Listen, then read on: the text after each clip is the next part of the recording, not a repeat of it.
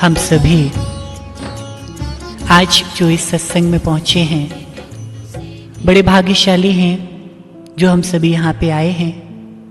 और बिना भाग्य के तो कोई श्रेष्ठ स्थान पे पहुंच ही नहीं सकता है। कोई ना कोई हमारे पूर्व के श्रेष्ठ कर्म हैं जो आज वो हमें यहाँ तक लेके आए हैं। तो उसके पहले हम सत्संग की शुरुआत करने से पहले 3 बार ओम की ध्वनि का उच्चारण करेंगे। ओम शब्द जो अपने आप में ज्ञान से भरा हुआ एक संपूर्ण शब्द है। ओम जो 3 शब्दों से मिलकर बना हुआ है, आ, उ और मा। आ से आचरण, उ से उच्चारण और मा से मनन। आचरण अर्थात हमारा करना, उच्चारण अर्थात हमारा बोलना और मनन अर्थात हमारा सोचना। अर्थात हमारा करना, बोलना और सोचना जब तीनों ही चीजें समान और श्रेष्ठ होती हैं तब वे परमात्मा हमारे उस नमस्कार को स्वीकार करते हैं जिसे हम भक्ति में कहते हैं ओम नमो शिवाय। तो सबसे पहले हम सभी 3 बार ओम की ध्वनि का उच्चारण करेंगे। सभी साथ में मिलकर बोलेंगे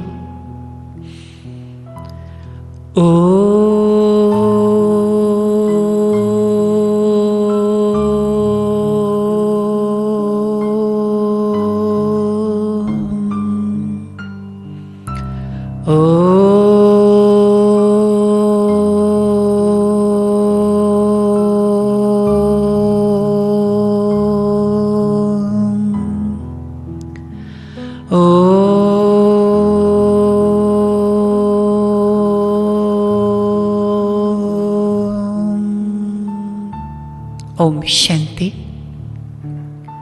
आज अगर वर्तमान समय हम सभी देखें, जीवन तो हम सभी के पास है, लेकिन जीवन जीने की कला किसी के पास नहीं है। जिस प्रकार से किसी चीज में जब कला भर दी जाती है तो वह चीज हमें भी अच्छी लगती है और सर्व को अच्छी लगती है।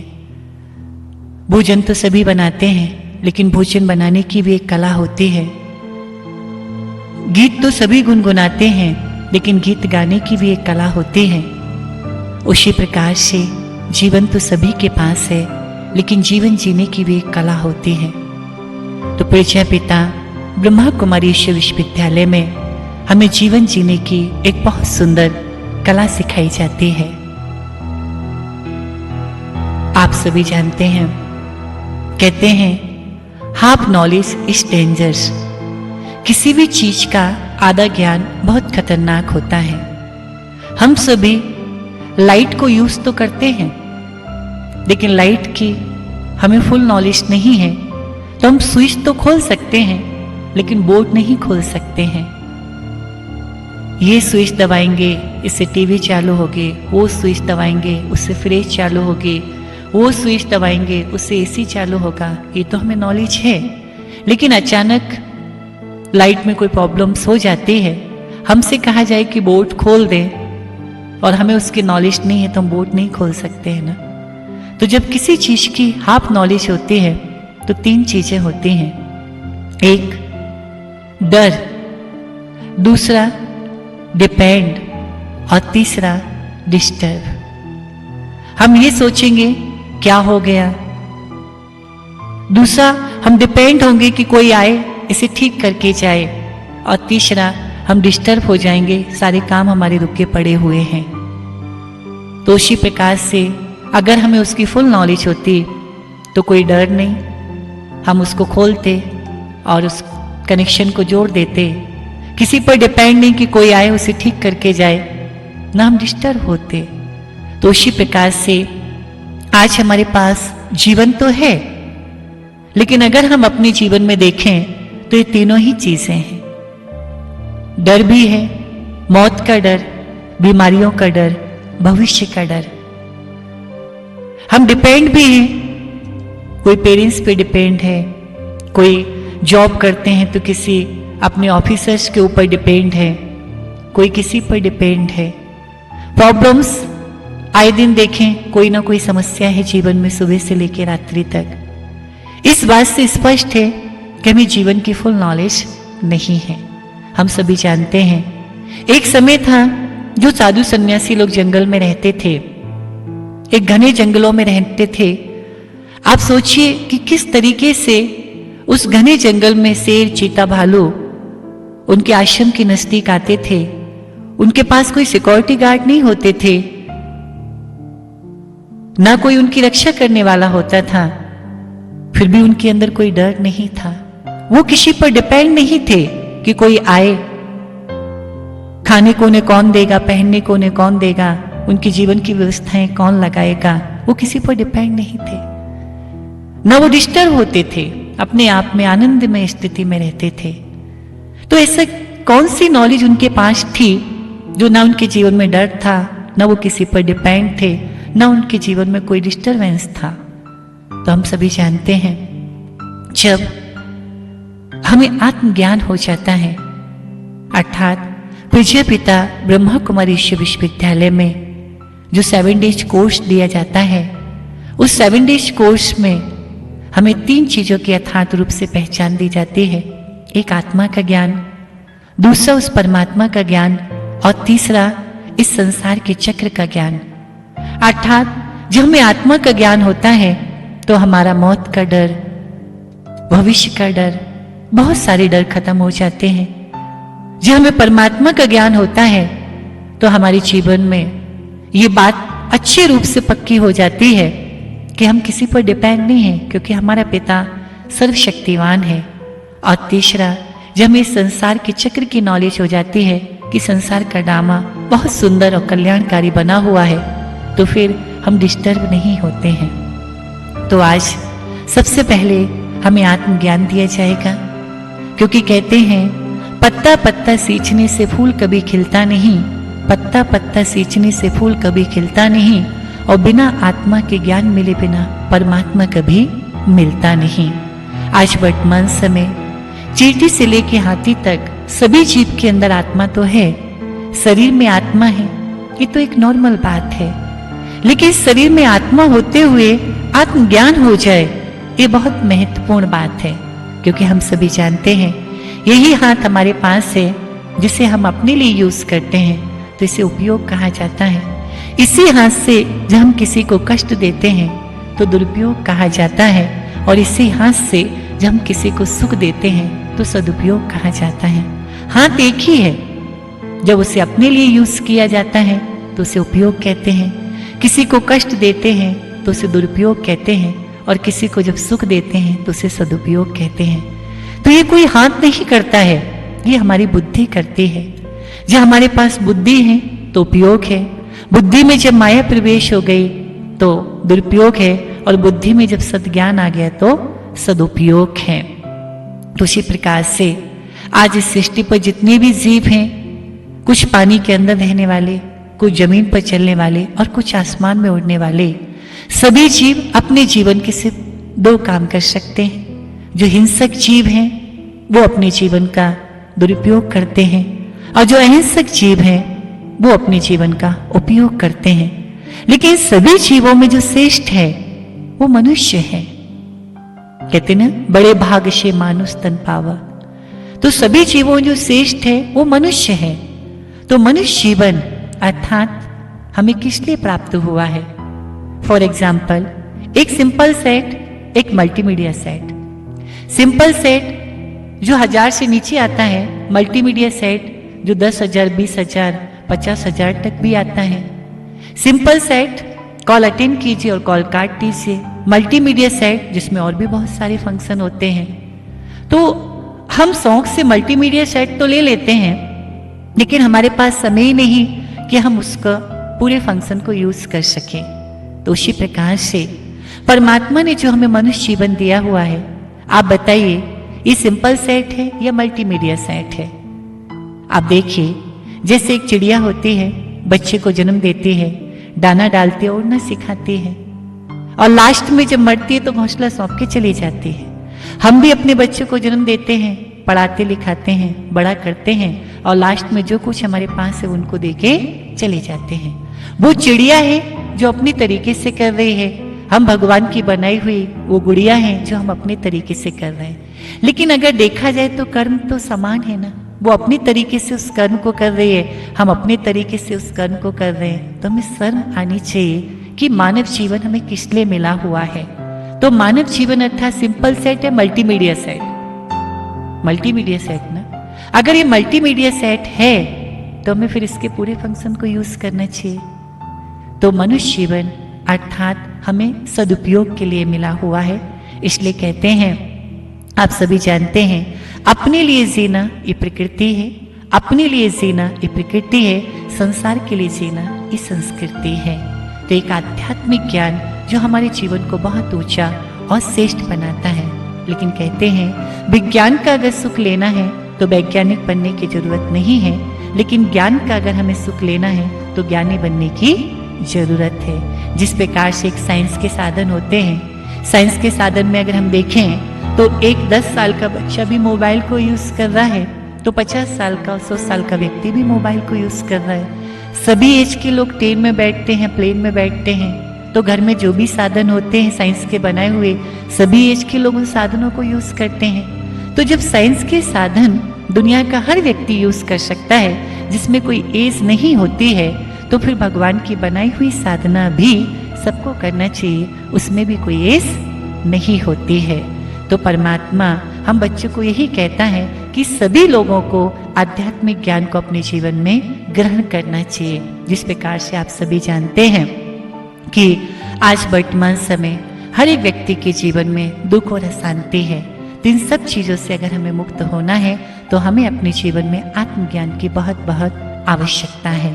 तो पूज्य पिता ब्रह्मा कुमारी विश्वविद्यालय में जो सबसे पहला लेसन है, जिस चित्र में हमें एक बहुत सुंदर बात बताई जाती है कि हम सब शरीर नहीं, हम सब एक आत्मा है, जिसके लिए कहते हैं कि मन को मथुरा तन को काशी और दिल को द्वारका जान लो। मन को मथुरा तन को काशी और दिल को द्वारका जान लो, और तुम में छुपी जो आत्मज्योत उसको तुम पहचान लो।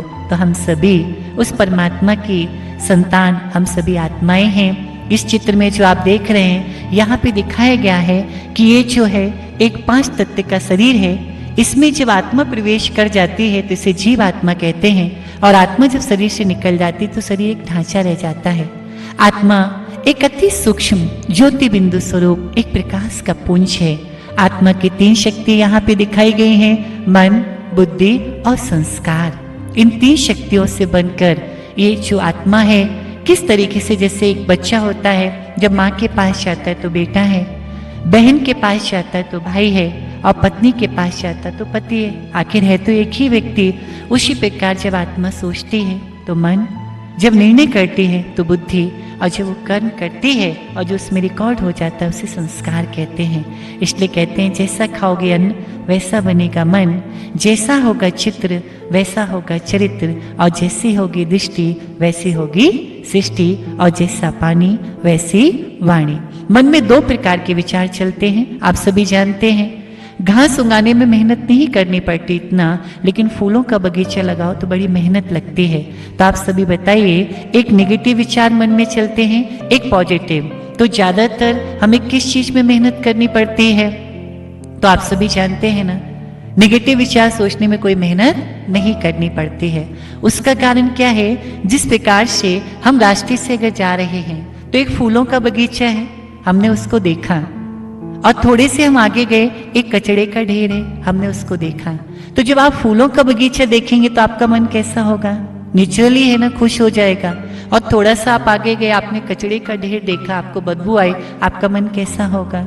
इस बात से स्पष्ट है कि जो कुछ हम देख रहे हैं, जो कुछ हम सुन रहे हैं, उन सब चीजों का प्रभाव हमारे मन पर पड़ता है।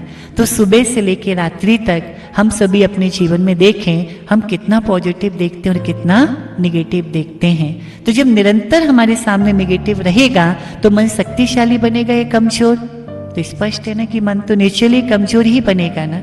इसलिए परमात्मा हम बच्चों को यही कहते हैं कि बच्चे, तुम्हें देखते हुए नहीं देखना है, सुनते हुए नहीं सुनना है। तो देखते हुए नहीं देखना है, सुनते हुए नहीं सुनना है, ये कब हो सकता है? जब हम आत्मिक स्थिति में स्थित होंगे। जिस प्रकार से हम सभी जानते हैं, जब घर में हम कोई वर्क कर रहे होते हैं, किचन में कोई काम करते हैं, अचानक हमारा ध्यान कहीं और है, तो सामने गैस के ऊपर रखा हुआ बर्तन में अगर दूध है या कोई भी चीज है, वो अगर बाहर भी निकल के आ रही है तो हमें पता नहीं चलता। आंखें खुली हुई हैं लेकिन फिर भी हमारा ध्यान कहीं और है। तो इससे स्पष्ट है कि जब ध्यान संपूर्ण रूप से कहीं और लगा होता है तो सामने रखी हुई चीज भी हमें दिखाई नहीं देती, भले ही आंखें खुली हुई हैं। तो उसी प्रकार से जब हम परमात्मा के ध्यान में रहते हैं, आत्मिक स्थिति में स्थित रहते हैं, तो सामने कुछ भी हमारे संसार में कोई भी दृश्य हो रहा है, कोई भी नेगेटिव चीज घट रही है, कोई भी नेगेटिव दृश्य हमारे सामने है, उसका प्रभाव हमारे मन के ऊपर नहीं पड़ता है। तो पहली जो आत्मा की शक्ति वो कौन सी है? मन। दूसरी जो आत्मा की शक्ति उससे बुद्धि। बुद्धि अर्थात जो उसकी एक निर्णय पावर है कि क्या सही और क्या गलत है। जीवन में हमें अगर सफल होना है तो हमारी निर्णय पावर भी बहुत पावरफुल होना चाहिए।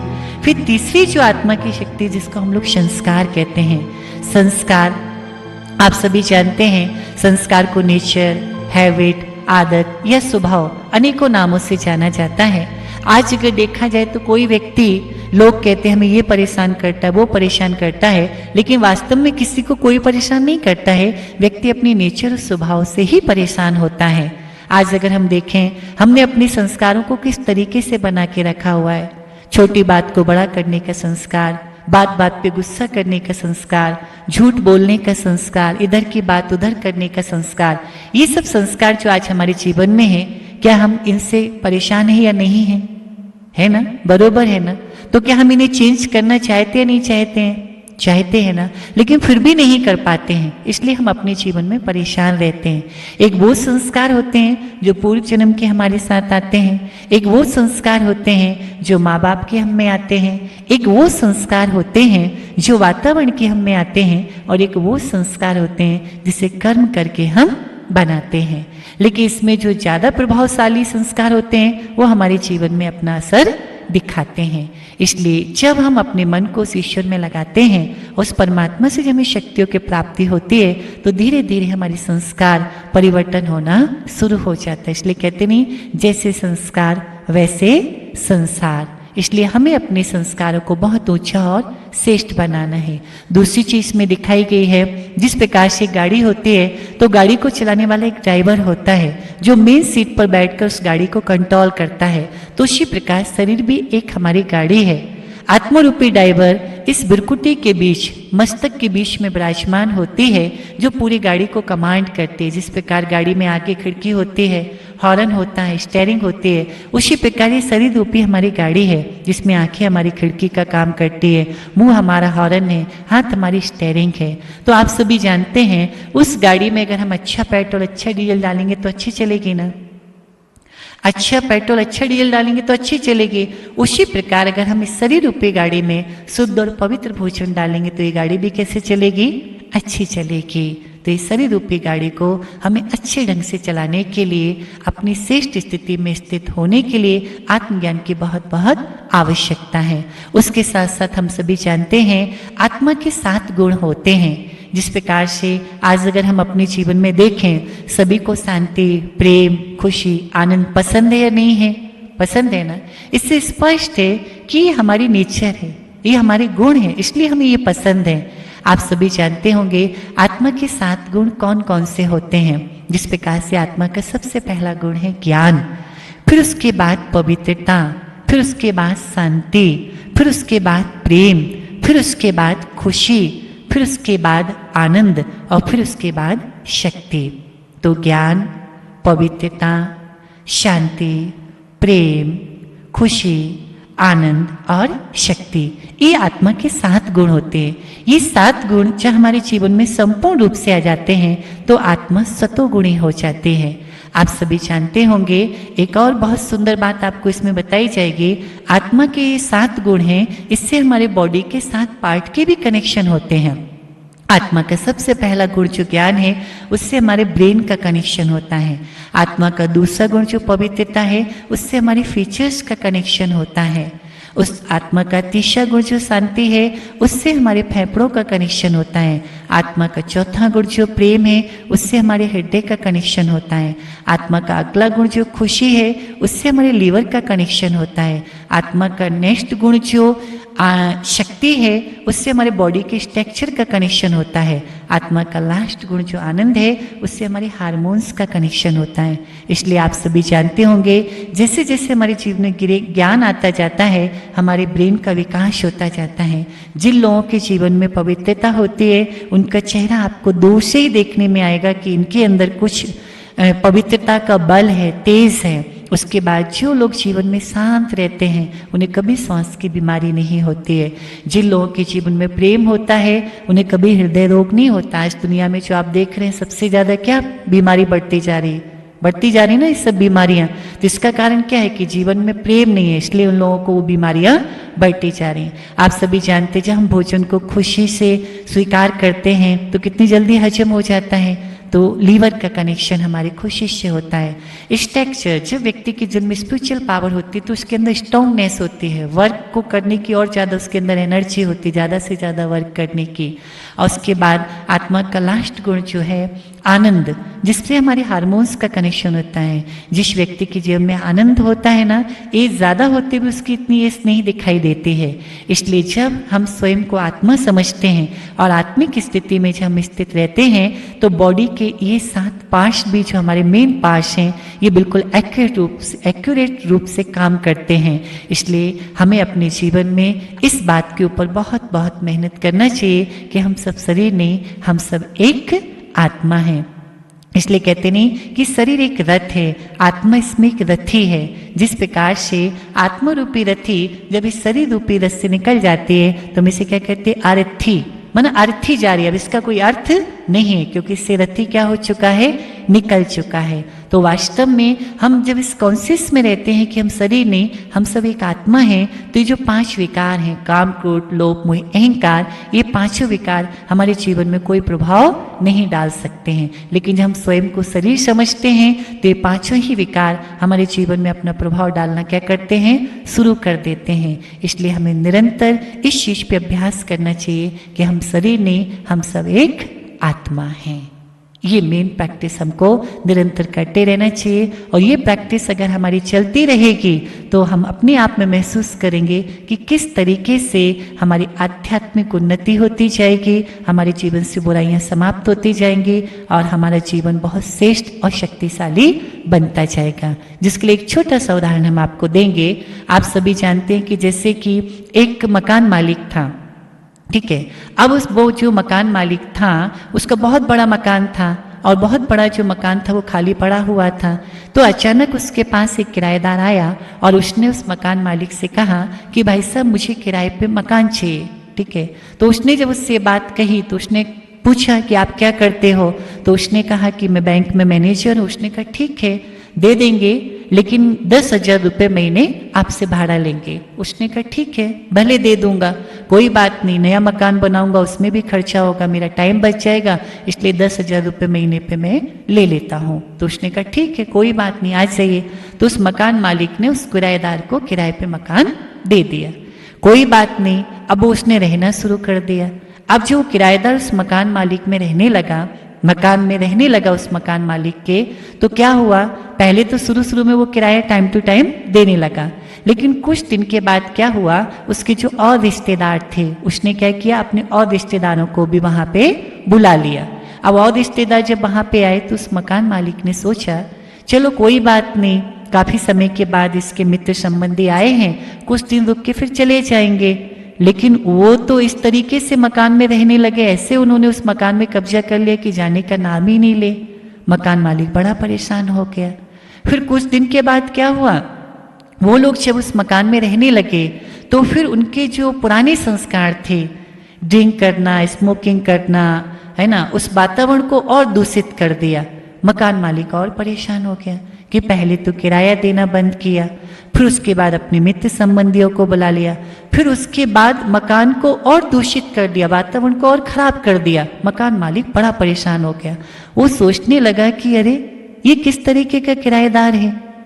अब आप बताइए कि एक समय ऐसा आया, ऐसी स्थिति आई कि बेचारे उस मकान मालिक को ही उस घर से निकलना पड़ा, लेकिन वो उस किराएदार को नहीं निकाल पाया। तो आप ये बताइए, क्या उसके साथ सही हुआ या गलत हुआ? तो क्या जवाब देंगे आप? सही हुआ या गलत हुआ? नेचुरली है ना, गलत हुआ। अगर ऐसे ही कोई किराएदार आपके पास आए और आपसे कहे कि हमें मकान दो किराए पे, तो क्या आप देंगे? नहीं देंगे ना आप सभी, क्योंकि आपको अनुभव हो गया ना। तो प्यारे भाइयों और बहनों, अगर देखा जाए, किराया ना देना माना क्या? रिश्तेदारों को बुलाना माना क्या? ये शरीर जो आप देख रहे हैं ना, ये शरीर एक मकान है जो उस परमात्मा ने हम सभी को दिया हुआ है। आत्मा जो है वो इसमें मालिक है। मन, बुद्धि, दिल, ये सब हमारे कमरे खाली पड़े हुए थे। माया आई, माया ने कहा कि हमको आप अंदर आने दो, हमें किराए पे ये मकान दो, हम आपको सब कुछ देंगे, आनंद देंगे। तो हमने लालच में आके माया को एंट्री दे दी और माया हमारे अंदर प्रवेश हो गई। और माया जब हमारे अंदर प्रवेश हो गई तो पहले तो किराया देना माना क्या? हम मंदिर जाते थे, भक्ति पूजा पाठ करते थे, लेकिन धीरे धीरे वो सारी चीजें भी हमने कम कर दी। फिर उसके बाद क्या हुआ? काम, क्रोध, लोभ, मोह, अहंकार, ईर्ष्या, जलन, चोरी, चुगली और झूठ, ये जो भी बुराइयां थी उनको भी हमने अपने अंदर लाना और शुरू कर दिया। उसके बाद हमारे जीवन का जो चरित्र था उसको भी हमने गवा दिया। ड्रिंक करना, स्मोकिंग करना, है ना, उल्टी सुल्टी गंदी चीजें खाना। अब आप सोचिए कि ये मकान मालिक परेशान होगा या नहीं होगा? तो आज वर्तमान समय देखा जाए, हमारे जीवन में इतनी बुराइयां आ चुकी है कि आत्मा कितनी दुखी, अशांत तो परेशान हो गई। आप सभी अगर अपने आप को देखें, किसी की एज 50 साल है, किसी की 60 साल है, किसी की 100 साल है। अगर देखा जाए तो मकान मालिक के निकलने का टाइम आ गया, लेकिन अभी तक वो किराएदार इस मकान से नहीं निकला है। ऐसा या नहीं है? राइट है ना? तो प्यारे भाई और बहनों, आप सोचो, खुद का जिसका इतना सुंदर मकान हो और मकान मालिक उस मकान से निकल जाए तो लोग क्या सोचेंगे कि इतना सुंदर मकान जिसके पास था आज वो भटक रहा है। तो उसी प्रकार से अगर हमने इस जीवन में रहते हुए अगर इन किराएदारों को अर्थात इन बुराइयों को अपने जीवन से नहीं निकाला तो लास्ट में हमारी आत्मा को भटकना पड़ेगा। इसलिए प्यारे भाई और बहनों, परमपिता परमात्मा हम सभी बच्चों को यही शिक्षा देता है कि किस तरीके से हम अपने जीवन में इन बुराइयों को, जीवन से इन बुराइयों को निकालें। तो पृथ्वी पिता ब्रह्मा कुमारी विश्वविद्यालय में आज हजारों लाखों भाई बहनों के ये मकान खाली हो चुके हैं जो बुराइयों से भरे हुए थे। अगर आप भी चाहते हैं कि आप भी अपने जीवन से इन बुराइयों को निकालें तो पृथ्वी पिता ब्रह्मा कुमारी विश्वविद्यालय में आइए और अपनी इन बुराइयों को निकालिए। ये चीज यहाँ पे बताई जाती है। तो आज का जो हमारा पहला लेसन था जिसमें हमें आत्मा के बारे में बताया गया, हम सब शरीर नहीं, हम सब एक आत्मा है और एक परमात्मा पिता के बच्चे। इसलिए कहते नहीं कि जिसकी दृष्टि समान है वही संसार में महान है और दृष्टि उसी की समान है जिसको आत्मज्ञान है। क्योंकि जब हम शरीर भान में किसी को देखते हैं तो छोटा, बड़ा, मोटा, पतला, अमीर, गरीब, जात पात, रंग, भेद, भाषा, कितनी सारी चीजें आती हैं। लेकिन जब हमें आत्मज्ञान की प्राप्ति हो जाती है तो बस आत्मा न छोटी होती, न बड़ी होती, न मोटी होती, न पतली होती है, न अमीर होती, न गरीब होती, आत्मा तो सबकी समान होती है ना। तो जब हमारे अंदर आत्मज्ञान की प्राप्ति होती है तो हमारी दृष्टि में संसार की सभी मानव आत्माओं के प्रति सम्मान और प्रेम जागृत हो जाता है। और संसार की सभी मानव आत्माओं के प्रति जब हमारे हृदय में प्रेम होगा और सम्मान होगा तो उसका रिटर्न हमें उनसे भी वो चीज प्राप्त होगी जिससे हमारा जीवन बहुत ऊंचा और श्रेष्ठ बन जाएगा। ओम शांति, ओम शांति, ओम शांति।